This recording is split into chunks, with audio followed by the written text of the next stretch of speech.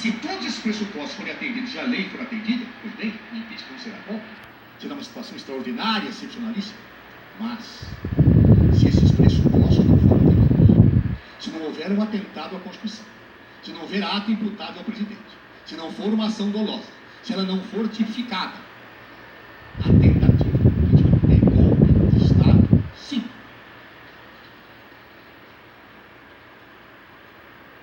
O que é um golpe? Muitos não gostam da expressão, e talvez refugiria até pela verdade. Mas eu vou capturá-la na política e vou aplicá-la ao direito. Golpe é a ruptura da institucionalidade. Golpe é o rompimento de uma Constituição. Golpe é a negação do Estado. Não importa se ele é feito por armas. Não importa se ele é feito com canhões ou com baionetas caladas. Se ele é feito com simples rasgar de uma Constituição, sem supedâneo, sem base fática, ele é golpe. O presidente da Comissão de Impeachment, Rogério, as chamadas impróprias fiscais só podem ser consideradas por essa comissão no ano de 2015, porque a Constituição não permite. A Constituição é clara. O presidente da República, na vigência do mandato, não pode ser responsabilizado por atos estranhos no exercício das suas funções. E a decisão do presidente da República, do presidente da Câmara, fez um claro corte. São substituições. Quaisquer outros fatos, com a devida venda, quaisquer outros fatos que não sejam esses dois, não podem ser discutidos nesta comissão especial e nesse procedimento. Podem ser discutidos na comissão, podem ser chamados ministros para esclarecer, podem ter inquéritos policiais, podem ser debatidos onde quer que Vossa Excelência esteja, na imprensa, mas não processo de impeachment. Por que não pode? E não há processo de impeachment que dê respeito ao devido processo legal.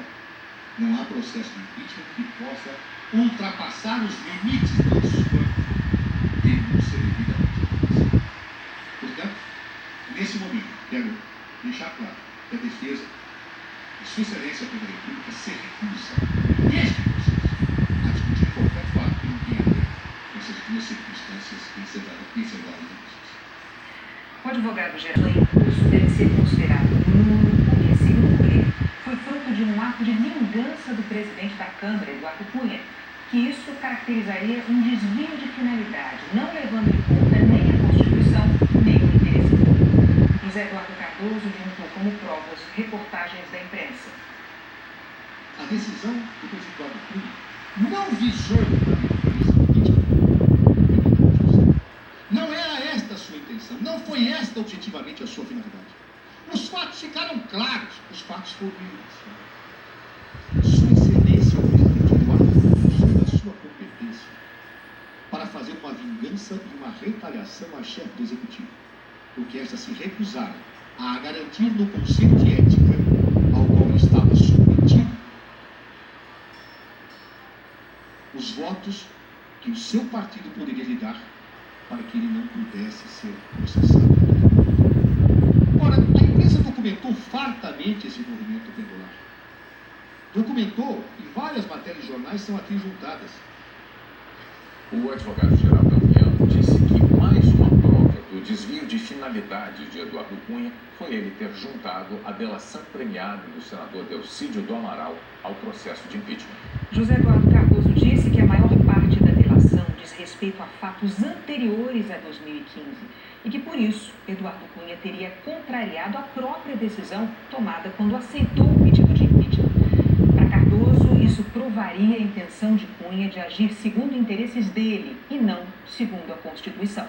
A delação de Delcídio acabou retirada do processo por decisão do presidente da comissão, Rogério Rosso. Mas o advogado-geral da União disse que, ao retirar do processo essa delação, Rosso deu uma declaração que provocaria a nulidade do processo.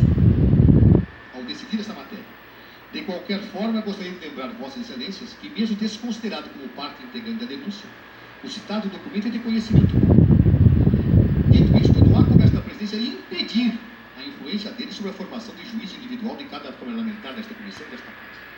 E sendo nós todos condicionalmente livres em opiniões, palavras e votos, é da mesma forma impossível para esta presidência impedir que os fatos neles contidos sejam enunciados no discurso de Vossa Excelência. O simples fato de os senhores deputados terem feito referência a ele anula o processo. Indiscutivelmente, porque no processo só se examinam os fatos da acusação. Por quê, deputados? Pelo registro de defesa. Quando alguém se defende, tem que saber exatamente por que se defende. Quando alguém se defende, tem que saber exatamente o que lhe é imputado. Não existe a roleta giratória de acusações disseminadas e difusas.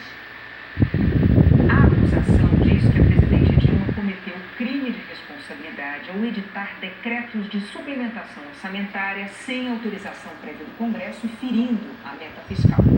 Na defesa do presidente, o advogado-geral da União repetiu os argumentos expostos pelo ministro da Fazenda, Nelson Barbosa, na mesma comissão. Cardoso afirmou que os decretos dizem respeito à gestão financeira e não à lei orçamentária e que não ferem a meta fiscal. Mas deu um argumento novo.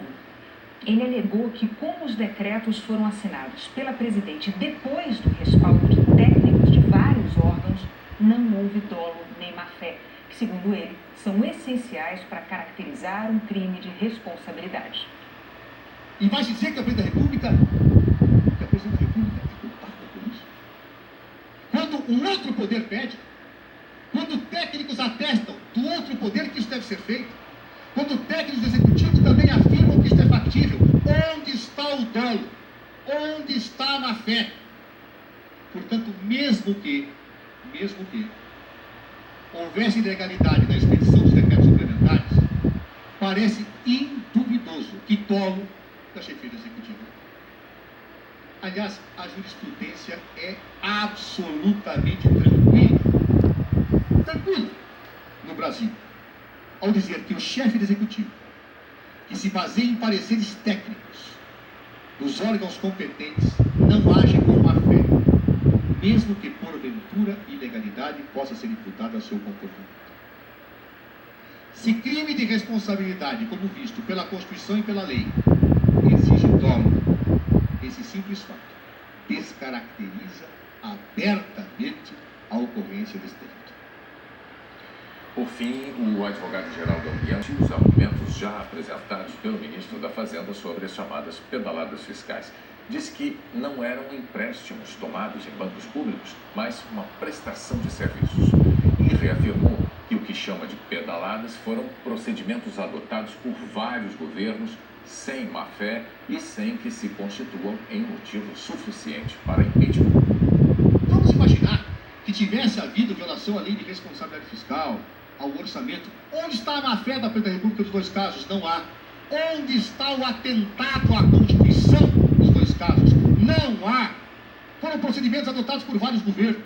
Foram procedimentos adotados por muitos anos. Foram procedimentos acolhidos pelos tribunais de contas do Brasil inteiro.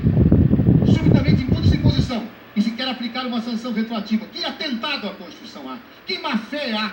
Que ofensa a princípio básico e sistêmico que autorize uma medida de violência como impeachment existe? Ao fim dos argumentos apresentados pelo advogado